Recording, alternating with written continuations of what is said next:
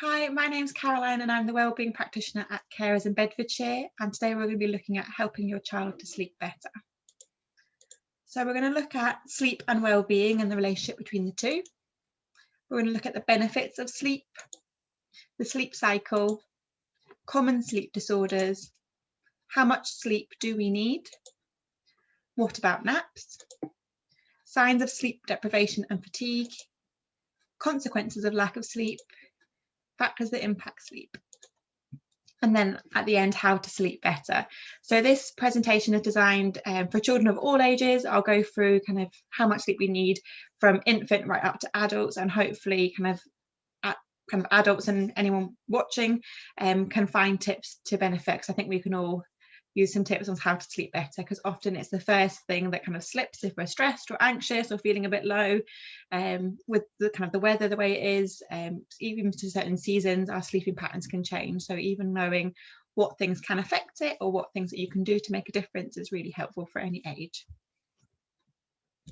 So yeah, children and sleep. So this is kind of an advert for a chiropractor, but it kind of covers a lot of the sleep related issues that may affect kind of normal functioning of children. So bad sleep can affect your posture. It can even has been seen to affect learning difficulties due to kind of when you sleep, your brain is processing memories. It's learning to restore and repair, and if it's not doing that properly, it can make learning really difficult. When you're fatigued, you can suffer from poor concentration. Some people grind their teeth or have jaw problems, which can be poorly aligned, or can have crown teeth due to that grounding at night. Some people mouth breathe or snore. There can be lots of tossing and turning at night. Kind of, you might wake up really stiff. Your child might kind of be in an uncomfortable position with their neck, anything like that. You might experience nightmares or terrors, bedwetting as well, sleep apnea, and daytime fatigue. So why is sleep important for the well-being? So if we kind of look here at kind of the negative cycle of sleep. So if we have a lack of a sleep, we feel tired, we then find it difficult to cope with daily life. And if we find kind of day-to-day tasks really difficult for us and we feel like we're struggling, that impacts our ability to cope and it impacts our self-esteem. We think, oh, it's really hard for me to get out of bed this morning. I'm so useless. I can't even do my homework. I keep falling asleep in class.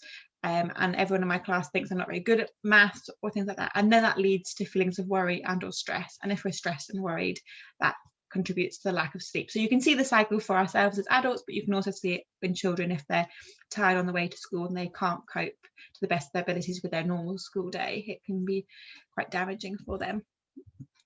And kind of from this cycle, you can see that sleep is really closely related to our well-being and our mental health. So it's important to try and, if we tackle one, it has kind of the knock-on effect for the other.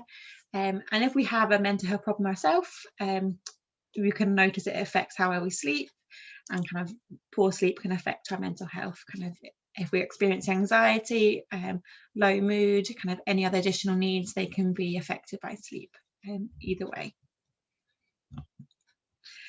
So sleep problems are really, really common, and kind of these are some figures that can help us kind of see what a good night's sleep versus a bad night's sleep can look like. So on a good night's sleep, 45% of people in Britain feel less anxious, 43% have more energy and want to do more with their day, so more productive.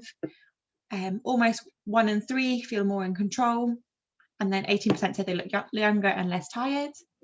And a bad night's sleep, so after a bad night's sleep, 49%, so almost half of Brits, are moody and distracted, 49% are quick to anger, 34% are less productive and made more mistakes, and 31% feel depressed. So you can see how this kind of may affect your child's general mood. You might kind of notice increases in challenging behaviour because they're tired, being moody, distracted, kind of quick to anger, more temper tantrums. You might notice them at school, kind of maybe not doing as well in class because they can't concentrate, or their teachers might be saying they're not performing as well as they could be. Whereas on the other hand, when they have a good night's sleep, kind of they feel more able to control what's going on in their day, and they feel more able to cope. So you can see the benefits of getting a good night's sleep. So the function of sleep is not fully understood yet. There's lots of research that's kind of still ongoing to see kind of why we sleep in general, but it's believed to have a number of benefits. So processing memories, we kind of organize our memories for the day, we store them in different compartments, and that benefits our learning, because as a child going through school, you're learning lots and lots in school, or kind of high school, further education, anything like that. Even kind of as adults going about our day-to-day tasks, you're learning all the time. And for an effective learning process, your memories get attached to other memories. So for example, when you learn your numbers, you learn them kind of, you start counting up, and then you kind of learn your times table, and you go more complex as time goes on, because you can build up those building blocks from the basics. So for example, it's like letters, you learn your letters, and then you put your letters together to form 2-letter words and 3-letter words, and you build and build and build. And they need to be organized and stored in the right filing cabinets in your brain, so that you're able to access that learning effectively, and that you're able to kind of remember and kind of regurgitate that information as required. Sleep also helps to restore the body. It replenishes the energy. It helps you to grow the muscles. It helps to heal any tissue or any damage, and it helps to synthesize hormones as well. So really important, especially for children who are growing or going through puberty, can have lots of changes going on in the body. So having that sleep is really important to let its body do its thing and to have that downtime. It also helps with emotional regulation, like we kind of saw from the good night versus the bad night sleep. If you're able to feel more in control, you're less irritable, you're more likely to be aware of how you're feeling, what emotions are happening, kind of really clearly seeing action and consequence, which can help children to make better decisions. So that can help them emotionally regulate themselves, but also kind of being open to having adults or other people help them emotionally regulate. Good sleep can improve concentration and productivity, so great for kids learning in schools, high school education for exams, all sorts of things, kind of performing well on assessments. I know lots of people kind of finished their GCSEs and things today, but kind of that good night's sleep can really kind of help there. Sleep also improves immune function, so kind of really helpful there, just to kind of prevent kind of long-term illnesses and things like that.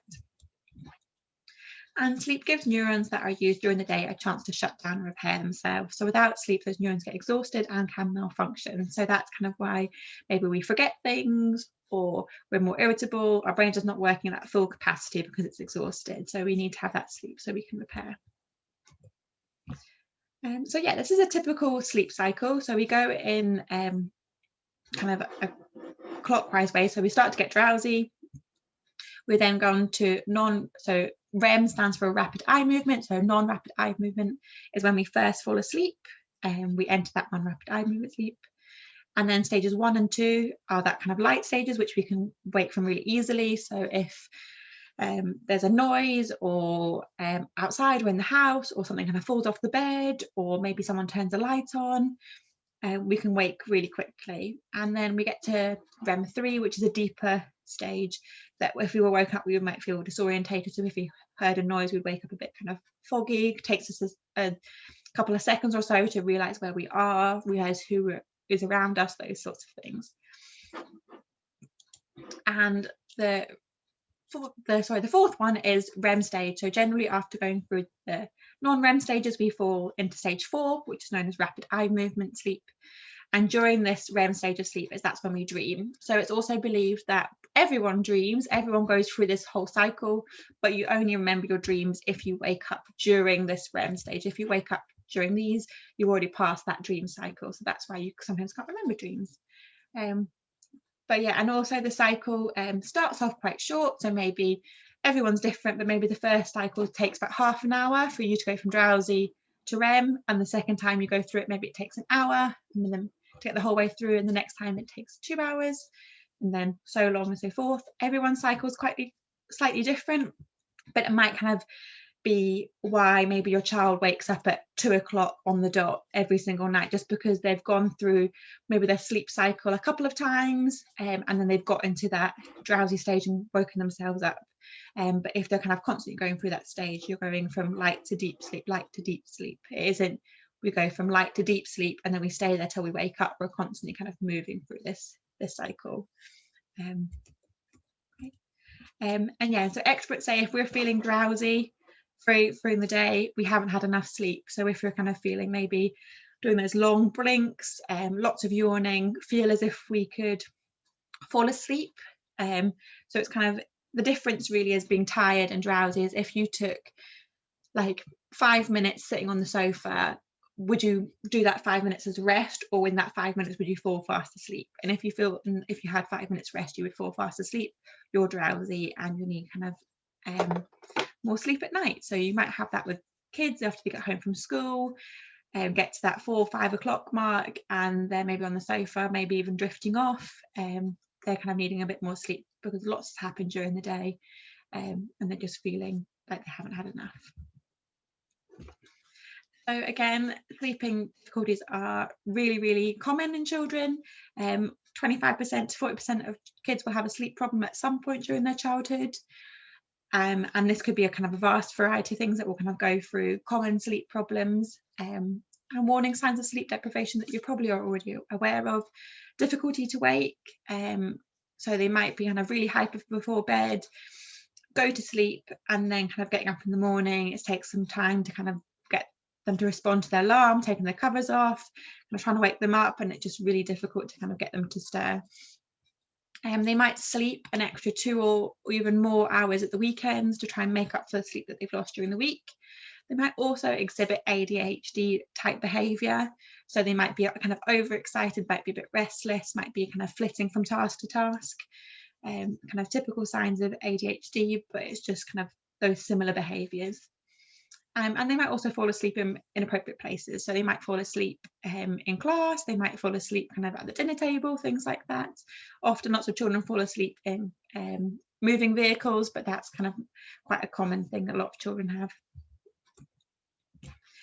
So I'm going to take you through some common sleep disorders. So some of these that you might have come across, your child might be kind of going through this at the moment, or just to kind of make you aware that these things can occur. So sleep apnea is a disorder that disrupts breathing during sleep. So typically with a 10 plus second pause between breaths. So the breathing just kind of stops. And symptoms of this is loud or chronic snoring, choking or gasping following pauses, waking up with a sore throat and morning headaches. And it can cause fragmented sleep, low blood oxygen level. So if you're having kind of disruptions in your breathing and you're kind of gasping for air when you wake up, that can kind of trigger that fight, flight, freeze response in yourself, that you're kind of, you can't breathe, it's feeling overwhelming, and you might kind of wake up from that sleep cycle.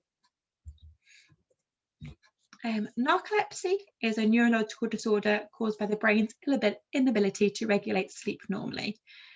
So you kind of get excessive sleepiness or fatigue, cataplexy, so a loss of muscle control.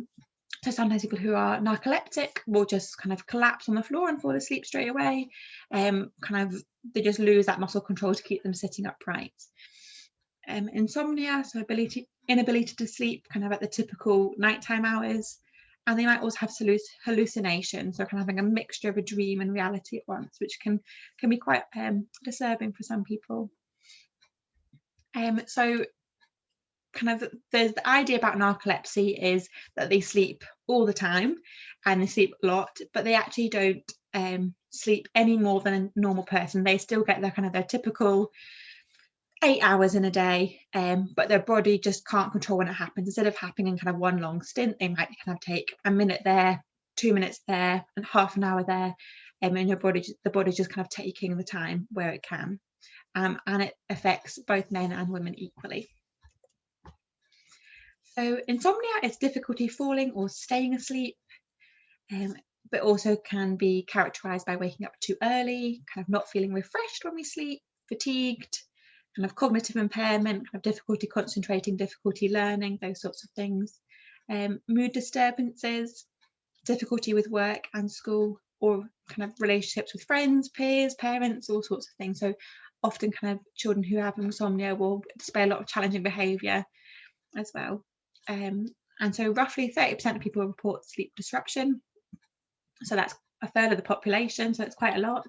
And 10% also have daytime functional impairment. So kind of that insomnia does have a big effect on the day-to-day functioning, kind of getting kind of simple tasks or day-to-day tasks carried out. They've also got sleepwalking, which is called, I can never pronounce it, somnambulism, which is walking or performing complex behaviours while asleep. So you might be sleep talking, difficulty remembering an event, resisting being awakened during an episode, inappropriate behaviour while asleep. So for some children, it can just be talking in their sleep. For other children, it's kind of getting out of bed and kind of wandering around the house.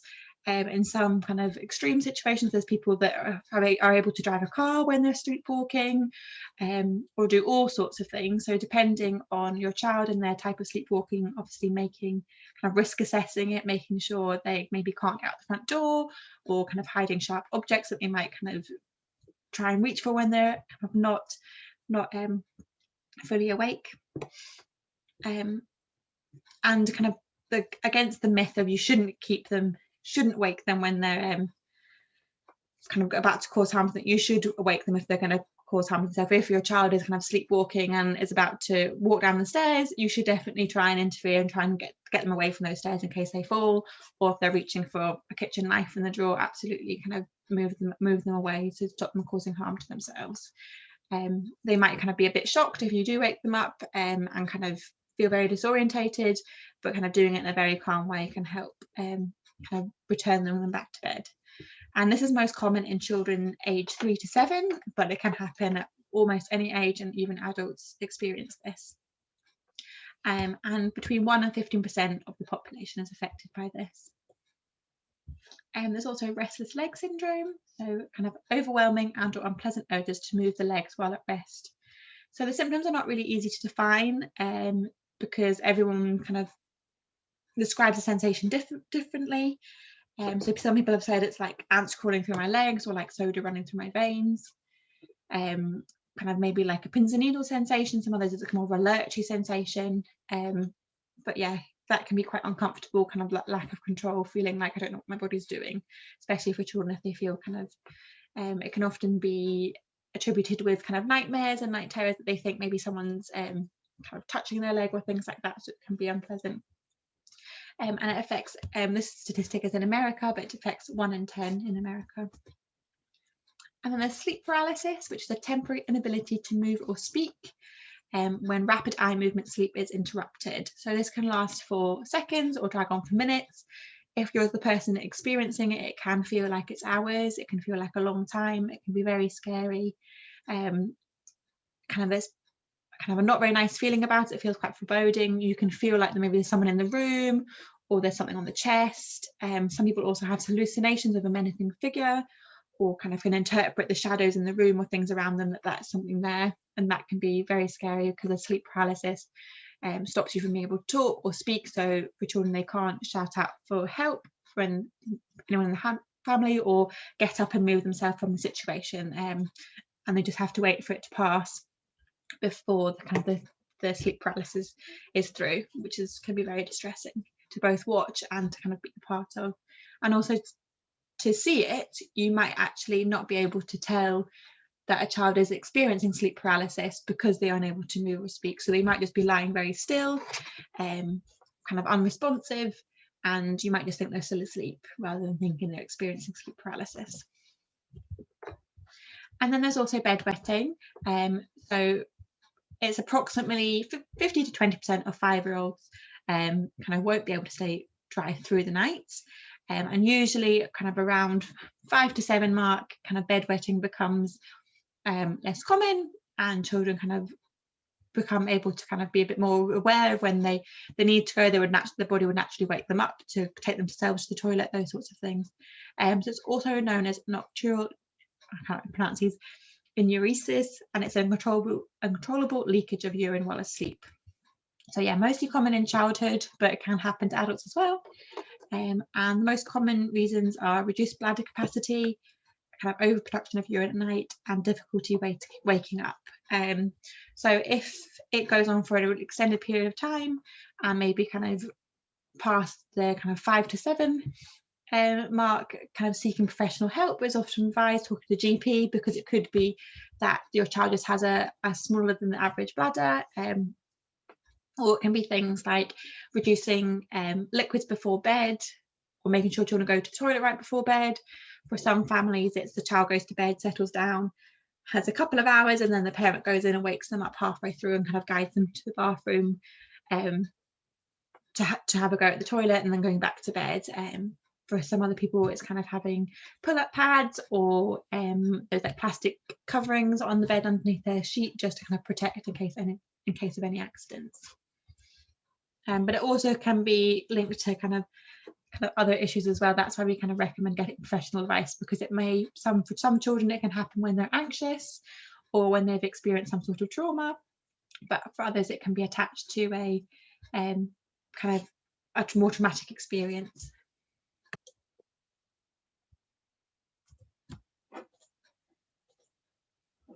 Okay, so now we're going to talk about night terrors and nightmares, and this might be quite common for your children. It might be something that you kind of don't experience. It might even be for you as an adult something that you experience. And so the difference is night terrors usually happen shortly after going to sleep, and a child will appear to be terrified but is actually asleep. And you might try and comfort your child, but they won't respond, or they won't take comfort in you. They might kind of just sit there and you're giving them a hug and they just kind of keep their arms at the side, or look away, or even pull away. And night terror is actually kind of typically more distressing for the person seeing it than the person experiencing it, because it's in that if I go back to the sleep cycle stage, it's happening here in this first stage, rather than down here at the rapid eye movement stage. So typically we don't remember things that happen in these stages of sleep unless we're in the rapid eye movement stage. So children generally don't know what's happened. And nightmares are bad dreams that children wake from. So they experience a bad dream in that fourth stage, that rapid eye movement REM stage, and they wake from that. And your child will usually seek comfort in you, or they might seek comfort from a blanket, a teddy bear, and they might turn their light on just to kind of check there's nothing in the room, things like that.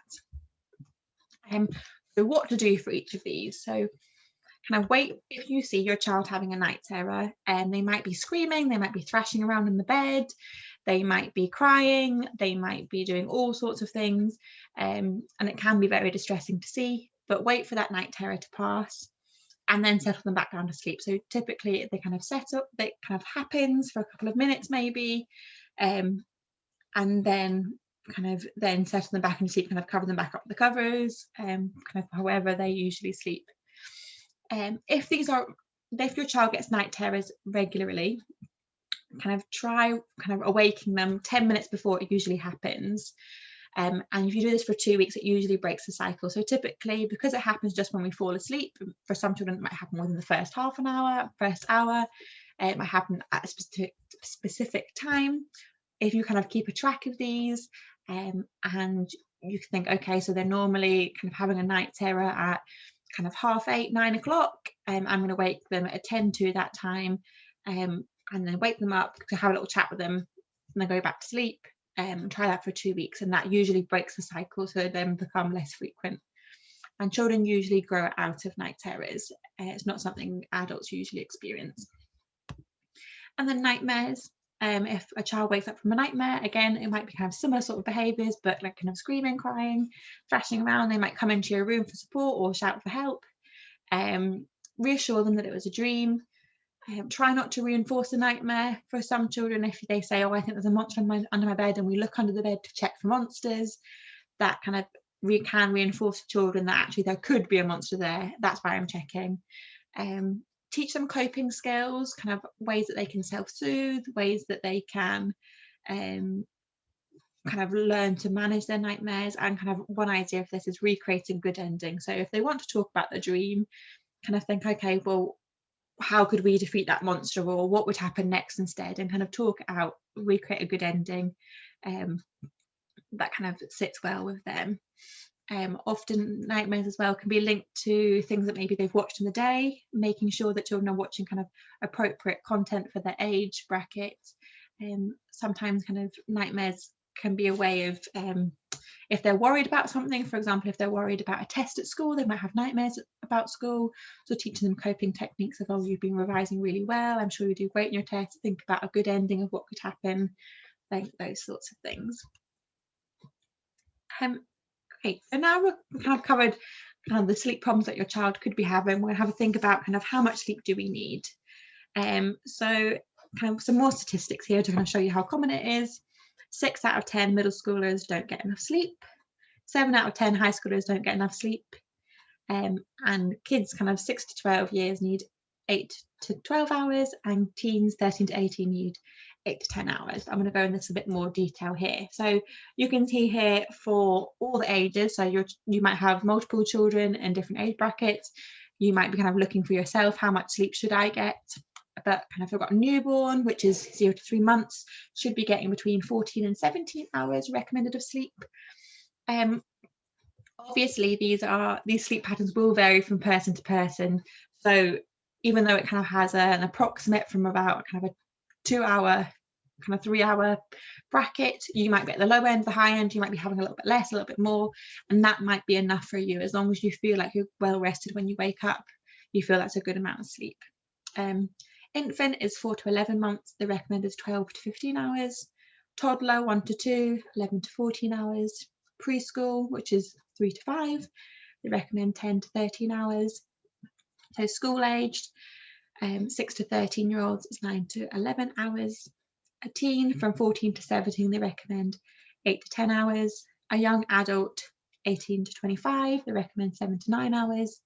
As an adult, from 26 to 64, 79 hours, and an old adult, so if you're 65 plus, recommend 7 to 8 hours as well.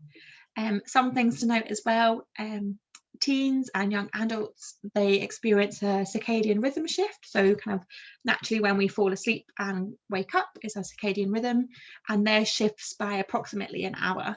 So if kind of as a child they were going to sleep at 9 and getting up at 9, just say that for kind of ease, they would shift to going to sleep at 10 and waking up at 10. So the whole pattern just kind of shifts 1 hour, which can make it really difficult for them to get up in the mornings, and then they're more likely to stay awake for longer at night just because it's kind of just a shift for them.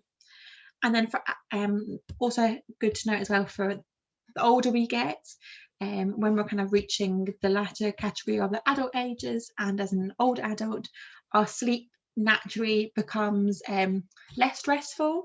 So we might still be having my 8 hours if I'm an adult and 8 hours as an old adult, but even though I'm having the same quantity of sleep, the quality starts to dip.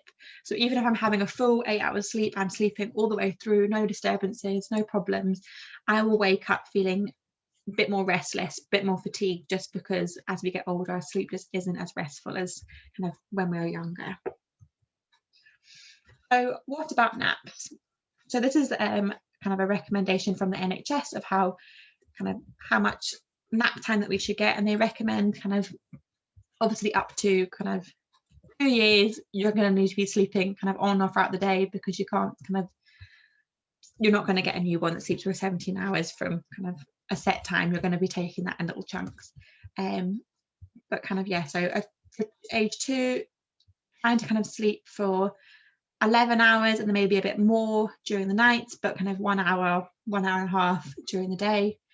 For age 3 years, 11 hours plus 30 minutes or so, but during the day 0 to 45 minutes. And then hopefully by 4 years you want to kind of cut off the daytime naps. That's kind of getting them ready preschool, making sure that they get that good full night's sleep. Often naps in the day can affect our sleep later on, so maybe if a child's feeling sleepy during the day, trying to get their bedtime a bit earlier, or kind of maybe even waking them up a bit earlier so they're more tired at bedtime. If they're not kind of getting tired at bedtime, just kind of shifting the cycle to see kind of what works for you and your family. But it can be hard just to kind of take out naps altogether, but kind of working out maybe cutting them down. Either as an adult we can like naps, but the recommended nap time is 20 minutes for it to be restful. Any more than 20 minutes, we go past that restful stage and we kind of go into that groggy stage. So kind of recommend setting an alarm for half an hour or 40 minutes, depending on how long it takes you to get to sleep. And if you are tired, setting half an hour will give you kind of time to fall asleep, kind of that 20 minutes rest, and then when your alarm goes off, you'll have had that full cycle. Whereas if you set an alarm for 20 minutes, you might wake up, you might kind of take 5-6 minutes to fall asleep, and then you're only getting that 40 minutes nap, and that's not going to be as restful. So just something to think about if you are personally having naps. So morning larks versus night owls. So you probably have heard this before. Some people kind of typically fall on one or the other. So morning larks are approximately 20% of the population. So these people who are naturally awake before 9 a.m. without an alarm and go to bed by 9. This is typically where our children kind of are sitting in this category. They're getting up early, kind of the younger children, and then kind of going to bed at 9.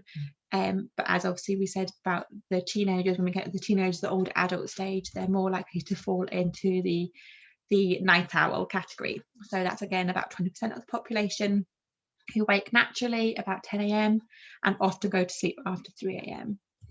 And then we've got in the middle, we've got about 60% of us are hummingbirds. So we're somewhere in the middle. Maybe we wake up early, but we go to bed late, or we kind of wake late and go to bed early. Might kind of differ altogether, but 60% so are somewhere in the middle. It's not as clean cut as you're either a morning lark or a night owl. So signs of sleep deprivation and fatigue. So kind of having a think about what your child might be showing you that kind of indicates that they need that sleep or that they are tired. So staring off or zoning out. They might just be rubbing their eyes. Might have kind of physically having that dark circles, so they can be kind of bluey, kind of grey, greeny, depending on kind of the pigments in the skin. Kind of experience that dark circles in the hollows, also can be up around the tops of the eyes as well. You might experience kind of slowed speech, your child kind of thought process, general slowness and movements. If you think of a kind of a teenager getting out of bed in the mornings, they're not quick. Everything is kind of slowed down. You might ask them to do something and they kind of respond with a grunt. Just kind of all that's kind of slowed down. Their brain's not kind of fully switched back on yet. Then if you're not getting enough sleep, feeling overly emotional, so experiencing explosive temper tantrums, their feelings get hurt really easily, maybe more sensitive than usual, then they have no patience, to kind of don't want to wait for anything, kind of maybe someone pushes past them and they kind of go from 0 to 100 and get really angry, really irritated quite quickly. If they're in school, they might get frustrated if they can't kind of get a question in class, things like that. In general, that difficulty getting awake in the morning, whether they set alarms or kind of a parent or carer is waking them up naturally. Difficulty concentrating or focusing during play. So if they're playing with others, kind of can't keep on track with kind of the situation that's going on, even kind of things that they enjoy. It doesn't necessarily have to be kind of mentally taxing tasks. Taking long or excessive naps to try and make up for the lost time. Hyperactivity, like we said, kind of some of those ADHD symptoms comes up when we are sleep deprived. We might experience defiant or contrary behaviour or fussiness, kind of that challenging behaviour, and kind of whatever form we see it at home. Difficulty falling asleep as well, because our child gets so overtired that we know they're exhausted, but they're kind of convinced that they aren't tired and that they're not going to fall asleep, and it can then start that really difficult cycle of they're tired, so they don't function well during the day, then it gets to bedtime, they're overtired, they don't sleep well, they have a bad night's sleep, and the cycle continues and continues. So you can see how things like insomnia can become quite common. They might also, kind of the other side, fall asleep as soon as they hit the pillow. So sleep typically should take about 20 minutes to fall asleep for a healthy sleeper. Obviously everyone's slightly different, but kind of if your child, as soon as they lie down, is going straight to sleep, it's a sign that they probably need more. They might also have an increased appetite. If you are sleep deprived, you are going to be more active during the day because your body isn't resting for just 8 hours. Maybe your body's only resting for 6 hours, and that 2 hours that you aren't resting for, your body needs energy to be able to function during those 2 hours. So increased appetite. And you might become more accident prone or clumsy. You might be falling over and knocking off things, kind of losing some of that spatial awareness because our brain's not working at full capacity, and because our movements can be a bit altered by our sleep, we can be more accident prone. And your child might be excessively talking. So more questions than normal, or frenzied conversation. This can often happen near bedtime, asking lots of questions about kind of all the facts of life, or just talking really, really quickly, flicking from one task to the next, kind of feeling like the words are going 100 miles a minute, can all be signs of sleep deprivation and fatigue.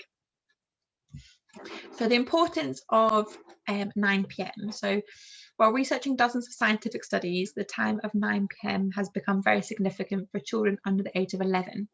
For many parents, bedtime has become a daily battle. However, the increased risks to a child's mental well-being become so great past 9 p.m. that this is certainly one battle worth winning. So obviously, kind of every family is slightly different, and bedtimes become slightly different. And I know as kids get older, kind of they want to go to bed later because it makes them feel a bit more grown up, or maybe their friends are staying on later and they have a later bedtime. I know that can be a bit of a battle at home. But kind of research has shown that children who stay up after 9 p.m. or have a bedtime after 9 p.m. Kind of are more likely to fail exams in math, English and science by 151%. They have a reduction in daytime alertness and performance by 35%, and they have an increase in food cravings due to hormonal imbalances up to 70%. So kind of working towards getting a child under the age of 11 into bed by 9 p.m. is really heavily recommended by the research. I know it can be hard to kind of just be like, right, bedtime's now 9 o'clock, but kind of slowly reducing it backwards, even explain to your child the benefits if they would respond to that. Kind of maybe thinking about kind of removing technology right before bedtime, kind of thinking about those sorts of things can be really helpful.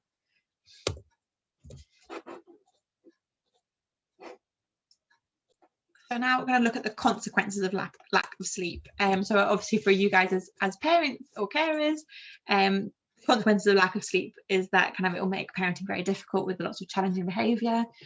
The health effects it has, kind of moodiness, it worsens the child's mood, get mood swings, they kind of go from happy smiley child to crying to really angry really, really quickly, and that kind of explosive, unpredictable behaviour can be very tiring and exhausting for a parent. It heightens a child's anxiety and depression. It can make you insulin resistant. It can increase blood sugar. It can elevate cortisol levels, which is kind of your stress hormone. And we might have systemic inflammation. We might have impaired thyroid function.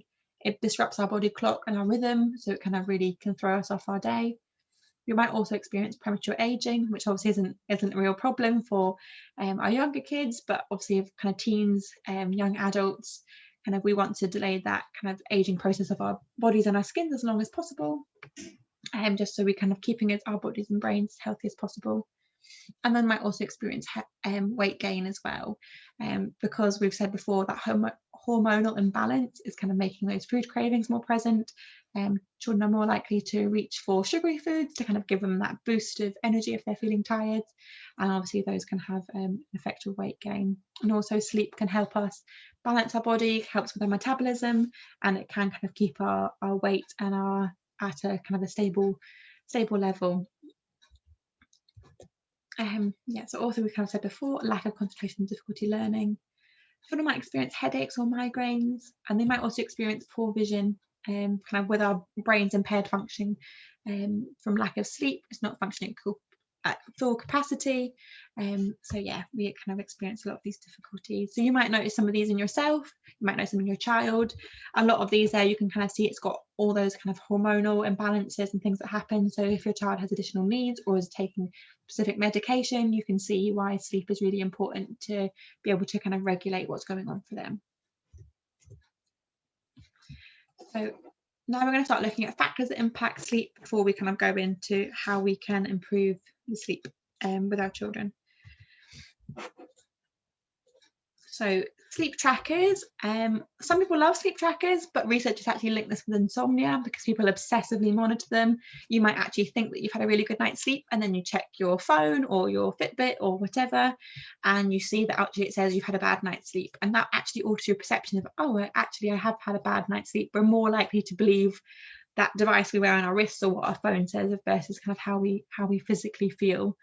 If you're going to kind of keep a sleep tracker, it's best to kind of do one on paper, which I'll kind of go through one later. But having something like a Fitbit or kind of a phone thing to watch kind of can get a bit obsessive, and you kind of end up thinking like, well, if I fall asleep now, I'm going to have X amount of hours, and it can actually be more disruptive than helpful. Stressful life events can affect sleep. So for kids, exams, tests, transitioning between schools, obviously with the pandemic situation, being off school, being back in school, maybe kind of having outbreaks in their classes and having the kids going home, it can be a very, very stressful time, as much as they might enjoy time at home. It could also be kind of positive things, could be a new baby in the family, it could be a wedding. They are stressful things to kind of go through. Kind of moving home can be a really exciting change, but can be very stressful. And also kind of those more kind of negative stressful life events, kind of going through a family separation, divorce, kind of relationship breakdown, siblings arguing, kind of all sorts of things like that, bereavement, loss, kind of losing pets, as well as relatives or friends and family. Kind of watching things in the news can also be very distressing. Children who are getting that, kind of going through assessments for a diagnosis, or kind of maybe experiencing counselling and kind of bringing up lots of trauma in the past. Maybe even kind of bullying, covering subjects at school that they're maybe not comfortable with or kind of are finding difficult, like a whole bunch of things that can cause stress for young people, as well as adults, and those kind of both those stress events, as exciting or as nerve-wracking as they can be, can impact on sleep. The sleep environment is also really important. We'll go to this in a bit more detail, but thinking about how light the bedroom is and how noisy it is can be kind of two really key factors. So kind of, does your child like it completely dark? Do they like a night light on? Do they like the curtains left open so the sunlight naturally wakes them? Do they like to have a fan on for noise, or a story CD, or some rain music, or do they like it to be quiet? Kind of things that can help can be things like eye masks or earplugs, if your child is safe to use those sorts of things. Technology as well can impact sleep. So technology has a blue light in it, which inhibits the body's natural production of melatonin, which tells us the body that we're ready to sleep now, and it actually kind of almost mimics the sunlight. So you see a bright light and you think, oh, it must be daytime, I've got to stay awake. So really recommend cutting down screen time before bed. If you can keep phones out of the bedroom, fantastic. I know that's almost impossible with teenagers because they're on the phones all the time. Their phone is their bedtime alarm, all sorts of things. So just kind of on lots of phones, I know lots of iPhones and Androids and all sorts, iPads, laptops, kind of all have it now. If they have a blue light filter or night mode, which gives the screen a bit of an orangey tint. I even myself have, I don't know if you can see, but if I put them on the blue light glasses, you can see they're slightly yellow tint. But this kind of protects your eyes and protects your brain. It counteracts the blue in the screens, and kind of doesn't affect that melatonin production as much. Alcohol, so obviously we don't really want young children to be drinking alcohol, but if your child is of age and is taking alcohol, try and avoid it between 4 and 8 hours before bed. I know it can seem like quite a long time, but alcohol is naturally depressant and stays in our system for quite some time, so trying to avoid it before bed if possible. Some foods as well can impact sleep. I'll go on later to talk about foods that can help induce sleep, but heavy foods, so kind of really large portions or kind of very filling meals, spicy or sugary foods, should be avoided close to bedtime. So I can always think of like Christmas Day, have a massive meal, and then afterwards you want a nap because you're so full, you just feel really tired. So for children that can be really disruptive if they have dinner, and then they feel tired straight away, and then they wake up again, and then it's actually 11 o'clock at night. Trying to kind of have kind of a meal that's kind of not in any of these categories is beneficial. Caffeine can really affect, so teas, coffees, kind of sugary foods, glucosades, energy drinks, all those sorts of things. They can obviously affect sleep because they're kind of giving caffeine, which is a stimulant. If they want a hot drink, try like a chamomile tea instead, a decaf option. Lots of things out there, maybe like a hot squash or something like that, if they like a hot drink, but try kind of to change that for something else. Kind of bed use as well, so trying to limit it to sleep or reading time. Our brain associates where we are in the environment to kind of certain activities.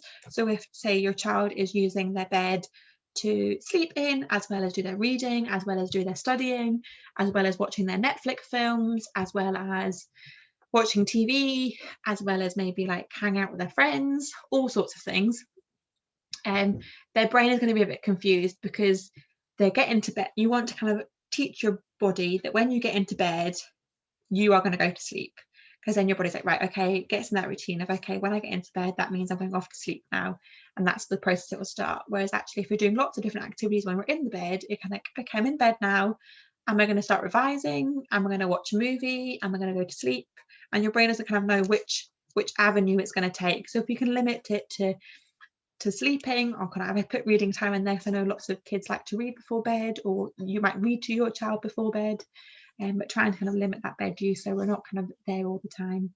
If they want to sit on a bed to do kind of certain activities, maybe get them to use a different bed in the house, so maybe even a sibling's bed during the day, or a parent's bed, and then kind of going to their own bed to sleep, can be really helpful, kind of helping that brain connection that bedtime is, being in bed is linked to going to sleep. So naps, keep naps for children to 30 minutes and avoid napping late in the afternoon. So kind of ideally, we don't want children napping after kind of, obviously after dinner time, but kind of after that school kind of 3 o'clock, 4 o'clock cut off. We kind of want to reduce nap time then. And lack of exercise can impact our sleep. So try and get your children to do regular exercise, whether that's kind of going on the trampoline, kind of watching a YouTube video, having a bit of a dance around the kitchen together, absolutely anything kind of that can help get those endorphins flowing can really help with sleep. So now we're going to watch this video on how to calm our worries and sleep better. So hopefully you can hear it. If you can't, just put in the chat that you can't. Hopefully this is helpful.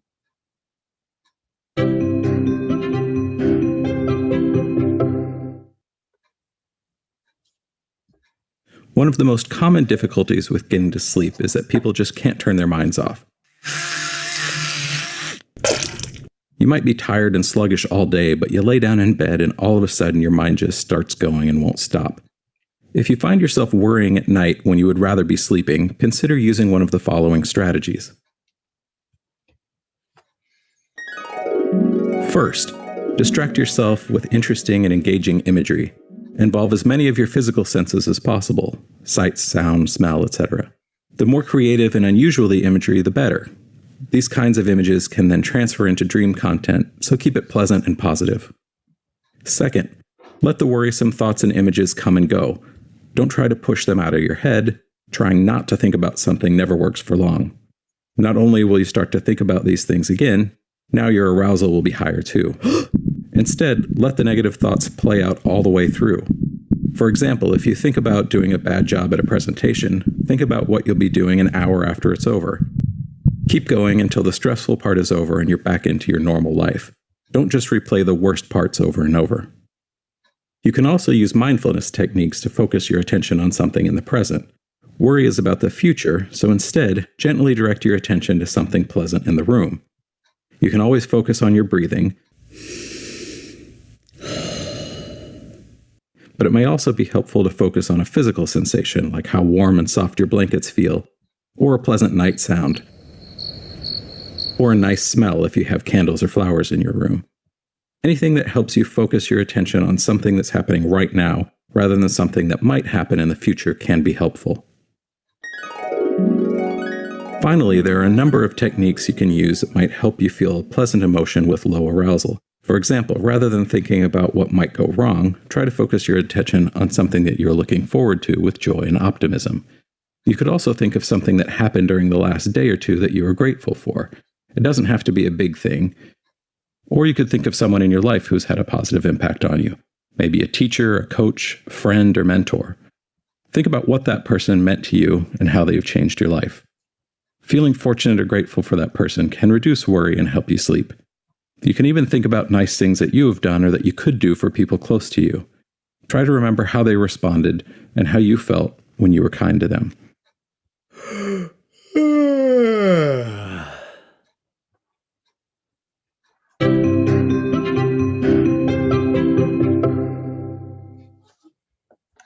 So hopefully that's helpful for both kind of use with your child as well as actually for yourself. So the first one, when it was kind of saying thinking of positive thoughts, you can plan that with your child. You can talk to them about, okay, what do you want to do about tonight? Kind of make up a story together.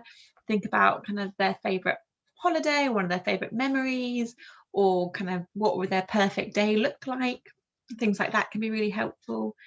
The second one on kind of helping those worries, to kind of let them go, play them all the way out if they're worried about the test. Like kind of in the video it showed us kind of thinking what's going to happen after that. So okay, so you've got your test at school, what lesson have you got after your test, or what should we do when you get home? Should we watch your favourite movie? But kind of planning it out that actually that kind of anxious state of being worried about a test is really, really normal, but it's not going to be in that stressful state forever. That test will pass and we'll move on to the next thing. So kind of what could go on there. Also as well, for children, kind of lots of worries can pop up for them just before bedtime. So sometimes writing those worries down just helps them take them out of the head. You're acknowledging them and then you're letting them go rather than kind of thinking, oh, don't think about that, don't think about that, don't think about that. Other things as well, like they say, kind of focusing on positive sounds or smells. One technique that you can do is progressive muscle relaxation. So get your kind of, obviously you can do it standing or sitting or lying down in bed, but get your child lying down in bed and get them to focus on their toes, scrunch their toes up really, really tight and then relax, and then focusing on their calves, tense, tense, tense, tense and relax, and then focusing on their thighs, tense, tense, tense, tense and relax, and then their bum, tense, tense, tense, tense and relax, and then their stomachs, tense and then relax, their chest, tense and relax, and look at their shoulders all the way up to their head and relax. Do it in the arms, their fists, their face, and then the whole body tense and relax. And that constant tension and relaxation, noticing how that feels tense and how it feels relaxed, encourages the whole body to kind of relax emotionally as well as physically, and helps your kind of brain to let everything go. And then also kind of saying at the very end, kind of thinking of positive things. Our memories and our thoughts are very emotional. If we're thinking lots of negative thoughts, we often feel quite low. And if we're in a low place, we can often think of other times that we felt low or other memories we associate with feeling low. Whereas if we're in a pleasant state or feeling happy, we're more likely to think of happy memories. So we want to kind of conjure up those feelings ourselves, so we can think about, okay, so what's the best thing that's happened today, what's a time that's made you laugh, or who was the best teacher that you've had, or who's your best friend at the moment, or can you think of something you're looking forward to, or what did you like about the sunny weather today, anything like that. Asking those questions or about talking about a topic that your child is really interested in, that will help to kind of evoke those happy hormones and help them feel good right before they go to sleep.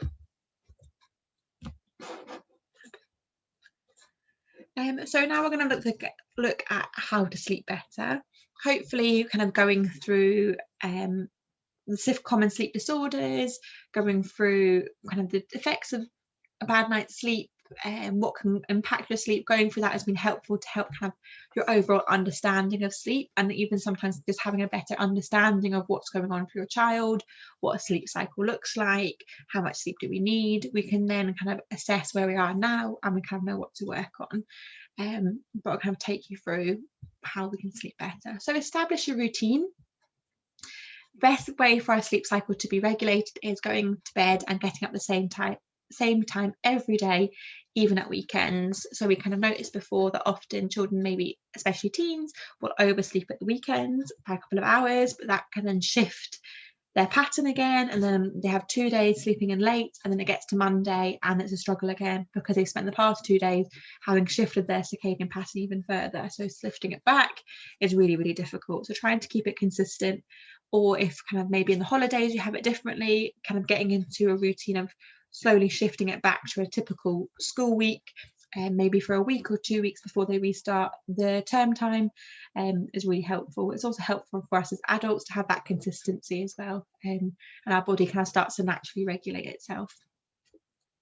And trying to keep a bedtime routine, but keep it to 45 minutes or less, so children know what to expect. If we think of really, really young babies, we do sleep training, we have the kind of, they have their bottle, they have a bath, they have kind of maybe a song, a story, whatever, and it's very, very regimented. And then as we get older, it becomes less and less regimented. But actually having a routine of, right, okay, after dinner, we have a bath or a shower, and then we have some time to play, and then we brush our teeth, and then we wash our face, and then it's bedtime. Whatever works for your family. Obviously, you're the experts on your family homes and what your children will respond to and what they like to get done before bed. For some children, they might want to get their uniform out for the next day or their clothes out. And for others, it might just be kind of brushing the teeth and then getting into bed with a story.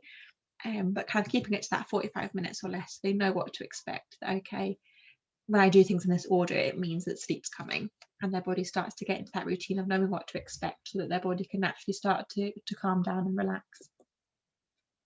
So also taking time to relax before bed. So doing something calming. So that might be a bath, it might be listening to music that kind of helps to calm them. It might be doing some breathing exercises together, watching a yoga video, doing some stretches. Progressive muscle relaxation, which I kind of just talked through earlier, which is that tensing and relaxing of the body, working from our toes all the way up. Visualization, so getting a child to close their eyes and then picture something, kind of maybe talk them through a scenario. Things like audio books can be really helpful for children because they're kind of having that story read to them that they can start imagining in their head, as long as it's kind of a nice story that's not going to kind of scare them or anything like that, age appropriate. Meditation or mindfulness. There's lots of great YouTube videos on this that are specifically for children. There's also kind of child yoga that can be quite fun as well. But things like that can help a child relax before bedtime. So maybe if your child is reluctant to have screens off before bed, try and use that screen time in a productive way to help you all relax together. And it could be an activity you do as parent and child, carer and child, as a family, whatever. But kind of taking that time and making it productive together can be quite nice. Making sure the sleep environment is comfortable, so checking the temperature. It might be kind of you need a thicker duvet, a thinner duvet, a blanket. Does a child get too hot? Do they need to wear socks? Do they have enough, like, is the bed comfortable? Is there too much light? Do we need to leave the curtains open? Do they need a night light? Thinking about the noise. Is there other siblings in the house that are kind of up and about that are keeping them up? Can people be kept in a separate room? Do they need a background noise on? Just thinking about what works for your child. So addressing worries or stress. So if your child is kind of having a lot of worries before bed or stress, kind of it's helpful to kind of talk about these. I'll talk about these other ones as well. So we're giving them to the worry monster and writing them down or thought challenging. So the way our kind of brain works when we fall asleep, we can think of our brain like a fist. So just kind of right there in our heads. This here at the front is our prefrontal cortex. So it's where our thinking, our problem solving, our reasoning, our decision making, all those kind of longer thought processes are all at this front right here. And then if we open up our fist, and right in the middle here where our thumb would be curled under is our amygdala. So this is our kind of feelings, our automatic response. If we think of like the fight, flight, freeze response, which keeps us safe when we're in danger, it flicks on so we can act really quickly. So for example, if I was to be crossing the road and I stepped out and a car whizzed past, I would flip my lid quickly to kind of stay alert and step back from the road. So obviously our brain doesn't actually expand like this, but it kind of, in essential, it stops those connections. So it flips off the prefrontal cortex so that it can focus. So I like to kind of think of this as like a family. So you've got the parents at the front, the parents of the prefrontal cortex, they're the decision makers, they're the ones that are problem solving, they're the ones that are making the decisions, all those sorts of things. And this amygdala inside is some children. So what happens is the whole family, they're like, right kids, off to bed, it's time to go to sleep now, it's 9 o'clock bedtime. So they kind of tuck the kids up in bed, everything's fine, they're nice and quiet. So the parents then go off to sleep. And the parents fall asleep super quick because they're really tired after making all those decisions, problem solving all those things. They're really, really exhausted. But because that prefrontal cortex, that decision making, those parents are asleep, those children then start to run riot. So this is when our kind of children in our brain start to open up all those filing cabinets.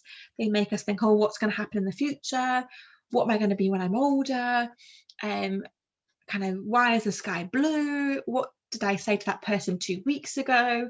And it can be worries, kind of children can have worries about all sorts of things. What's going to happen at school tomorrow? All these sorts of things.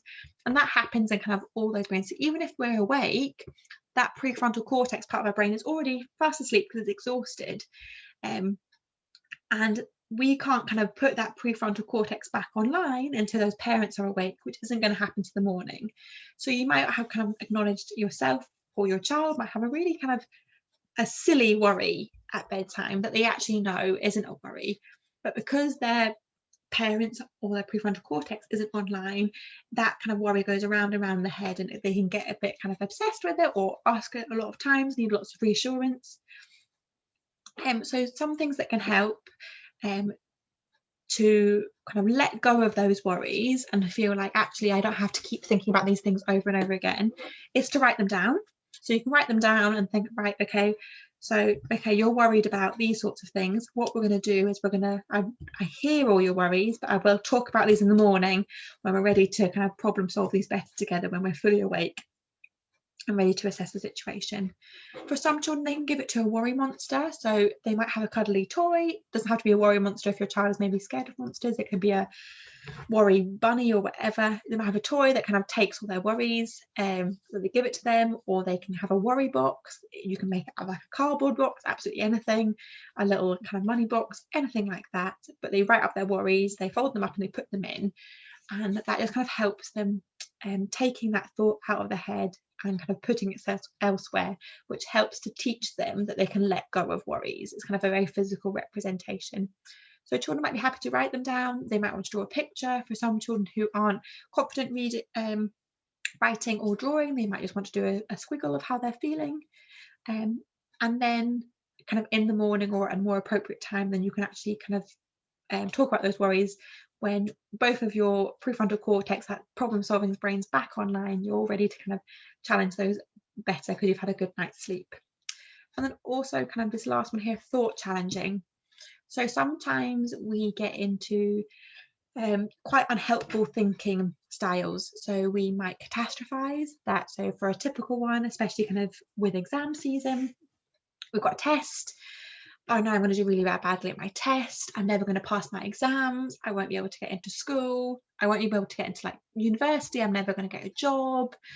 I'll have to be homeless. I'm going to die alone. And we kind of all go into this exaggerated catastrophizing story, all because we're worried about a test. And actually we can think about kind of thought challenging. Okay, so what's their worst case scenario if they don't get a test? Well, actually, if I don't pass the test, my teacher said that I can retake it. And then, okay, well, that's actually not too bad. Or we can think about, okay, so what happens after you do this test? What is your next subject?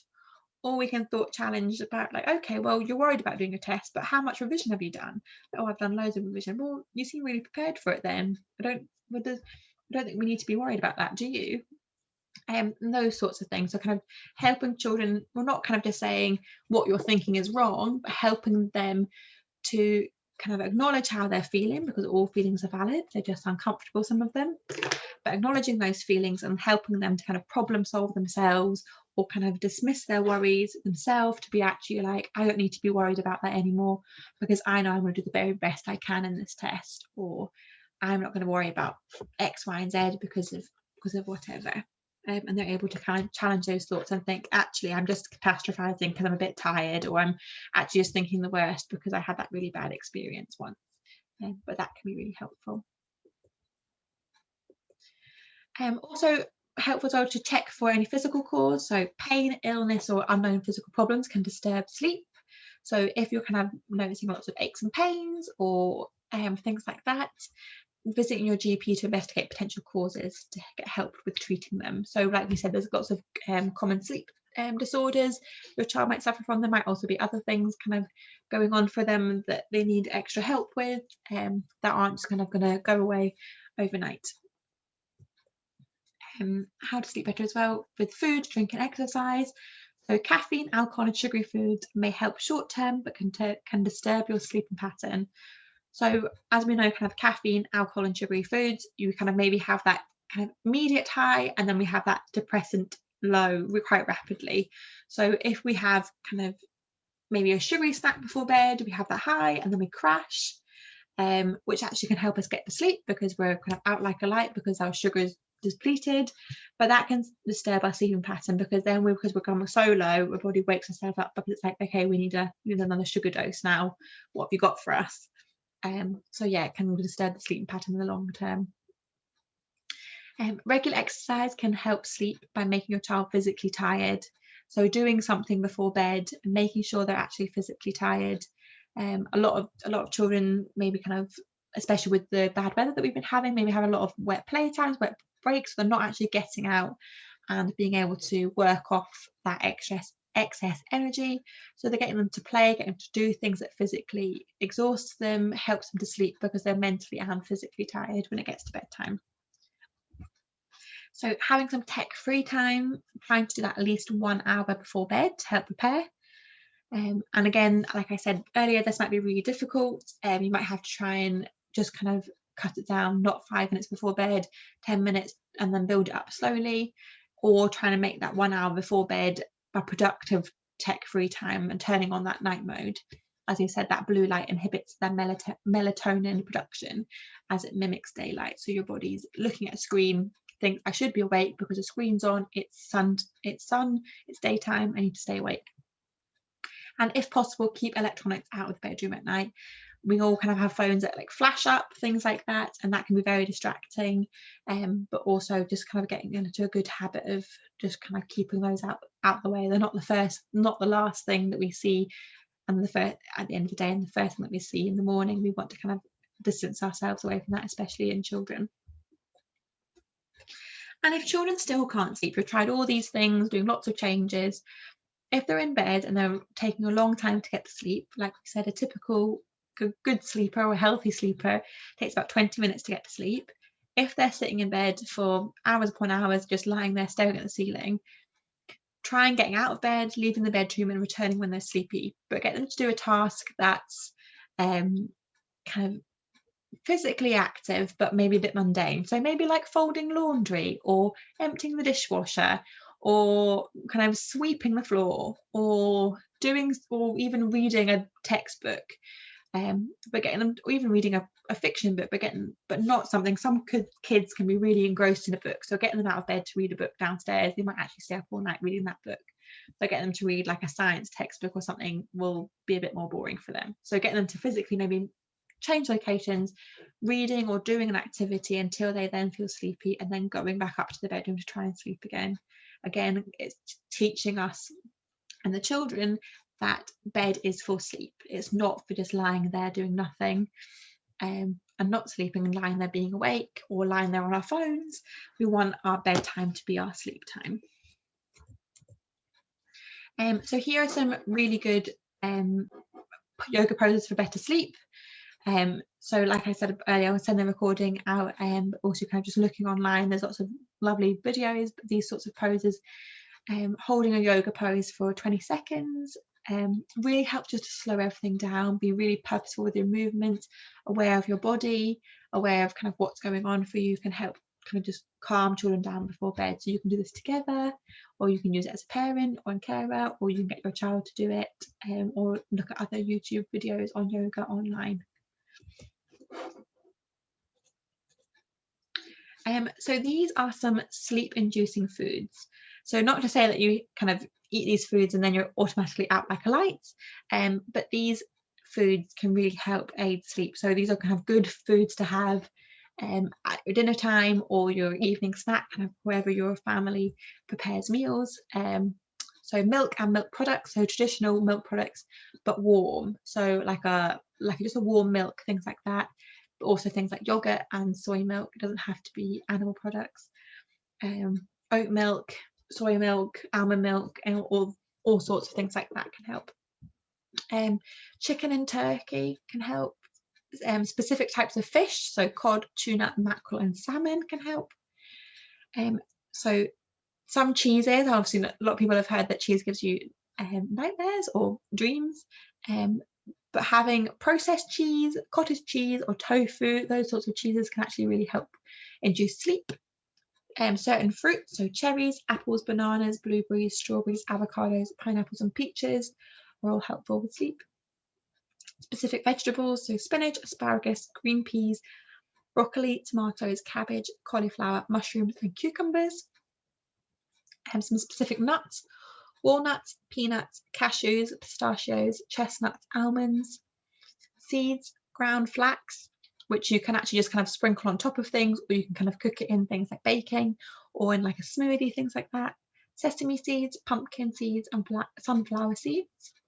And then legumes, so mung beans, soybeans, kidney beans, lima beans, chickpeas and grains, so wheat, brown rice, red rice, barley, corn and oats, and bread, whole wheat bread. So lots of those more kind of white carbs have lots of sugar in it, which kind of we know can really disrupt our sleeping patterns. But kind of thinking of actually, here are some foods that maybe you want to kind of incorporate into dinner time, or having as maybe like a snack, having a banana before bed, or some tomatoes, kind of whatever your child would be happy to eat, but they actually could think that, okay, these things I know is going to affect my child before bedtime in a positive way. So what if you've kind of gone through this and you think, I actually don't know what's affecting my child's sleep? So like I said earlier, sleep trackers can be quite problematic, but it might be helpful keeping a sleep diary. So you can keep this, or if your child's old enough, get them to keep it themselves, and this can help you kind of see where maybe there's particular things that might be impacting. So thinking of the time they go to bed and get out of bed, and the total numbers of hours that is. So they might go to bed at 9 o'clock, fantastically, and they get out of bed 6 a.m. ready for school, and kind of how many hours that in total, and then actually thinking about when they fall asleep and when they wake up and the total numbers of hours. So there you'll be looking for, are they spending a lot of time in bed not sleeping? And that's when you need to kind of have a think about that bed use, and whether they need to kind of try and go to sleep, and if they can't fall asleep in an hour, they get up, they calm down, they read something or help you do the ironing or whatever, and then they go back up to bed. And then thinking about the overall quality of sleep. So you can give that a number rating. You could do smiley faces, sad faces, different colours, whatever works for you and your child, but kind of thinking about how good is that sleep. And hopefully there you'll kind of see a link between the number of hours and the quality of sleep. So you can help kind of think where in that age bracket and that kind of 2 or 3 hours leeway is my child kind of typically needing to sleep. Then also think about sleep disturbances. So these can be negative because they wake up with a nightmare, or some kind of the cat jumps on them and scares them. They might be neutral, they just kind of get disturbed because they need to go to the toilet. Or it can be positive, they have a really nice dream, or they get really excited thinking of the next day at school. But kind of thinking about the sleep disturbances. So how many did they have? How long did they last for? How were they for them? Were they negative, neutral, or positive? And then thinking of sleep outside of bedtime. So are they taking naps? If so, how long? Are they taking any medication? Reading the packets of medication, does it affect their sleep? Is it the days they're taking medication that they're having an effect on their sleep? Or the days they're not taking the medication that their sleep is affected? Also keeping track of food and drink. You don't have to keep a food diary of absolutely everything, but thinking about caffeine, alcohol, sugar, how is that impacting your child's sleeping pattern? I put medication on there again, just ignore that. Mood and feeling. So how are they feeling each day? Is there particular worries, anxiety or stress that's causing them to maybe sleep a bit worse than usual?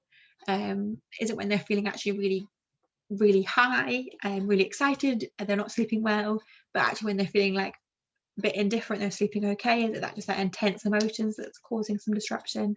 But that can kind of give you an overview of maybe kind of where things are going a bit difficult for your child. And if your child can keep it themselves, they might be able to identify themselves what's impacting their sleep and kind of can help them to make informed choices. So a sleep checklist. So thinking about, is your child's bedroom too hot? So we can turn the heaters down, open windows slightly or use a fan. Is your child's bedroom too cold? Turn the heaters up, add a blanket, add a thicker duvet, wear socks to go to sleep, wear warm pajamas, wear an extra layer. Is your child's bed uncomfortable? So change the mattress or bed if possible, but maybe putting another layer under the sheet, maybe having a blanket underneath the sheet. I know mattresses and beds can be super expensive, so that's not obviously something we can all easily do, but kind of adding another layer or kind of making kind of really soft bedding. Some children can be very tactile and very sensitive to specific sensory issues, so maybe kind of changing the bedding can help. Is your child's room too light?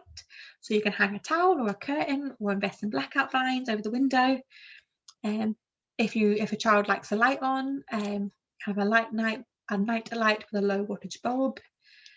Is your child's room too dark? Use a night light. Is your child's room too noisy? So that solution depends on the source of the noise. So it might be other people in the house that you can ask to be quieter. Maybe they're in the room above the lounge where the TV is blaring, just kind of keeping that on a low level. Can the room be insulated? So is there lots of noises outside? Can you just put a heavy window to kind of round the window edge, to heavy towel around the window edge, sorry, so that no noise is kind of coming in? I'm thinking about all those sorts of things. But also could be that the child's room is too quiet. They want to, maybe sometimes for some children, it being too quiet makes them think about their thoughts, and that can be a bit distressing sometimes. So having an audiobook, having music, having the window open a bit so they can hear outside noises, absolutely anything like that can help them. So are there distractions keeping your child awake, such as screens or computer games? Just try to restrict their use or remove them. Is your child tired enough?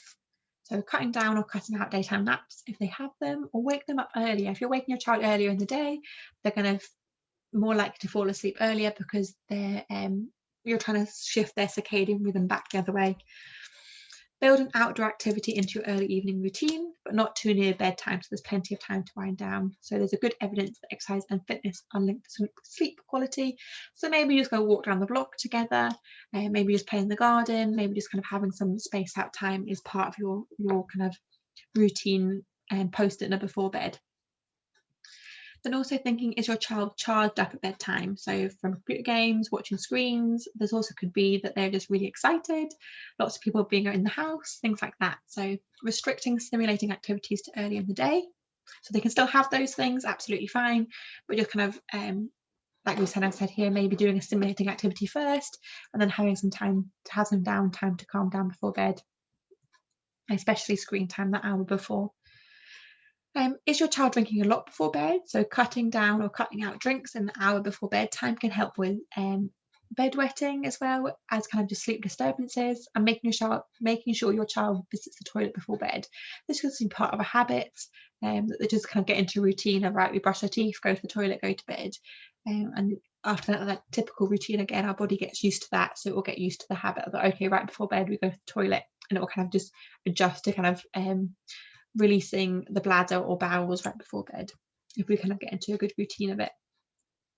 Is your child eating or drinking caffeine? So cutting down or out caffeinated drinks or food such as Coca-Cola, chocolate in the hour or so before bed. And then does your child know when to go to bed? So some children don't know what their typical bedtime is. They may not have a routine. Having that regular bedtime routine helps children to know what to expect, helps them to know that when they look at the time or can tell the time, that when they're expected to be in bed and asleep, and doing the same thing in the same order each night helps to get the bed roughly the same time each night. It doesn't have to be kind of 9 o'clock on the dot. Some days it might be a bit earlier, some days it might be a bit later. Things change. No family is perfect that can get the child in bed for like a time on the absolute dot. We know that's not realistic, but kind of making sure it's roughly around the same time is beneficial. Great. So if you want to know, I'm going to stop the recording in a second, so those of you watching can ask any questions if you would like. But if you want to kind of find out more information about working on sleep or about wellbeing in general, you can call us at Carers in Bedfordshire on 0300 111 1919. You can contact myself, Caroline Carter, the Wellbeing Practitioner at Carers in Bedfordshire, at wellbeing@caresinbeds.org.uk, or my email is caroline.carter@caresinbeds.org.uk. And then you can also look at our website, www.caresinbeds.org.uk. But thank you for watching. I'm just going to stop the recording now.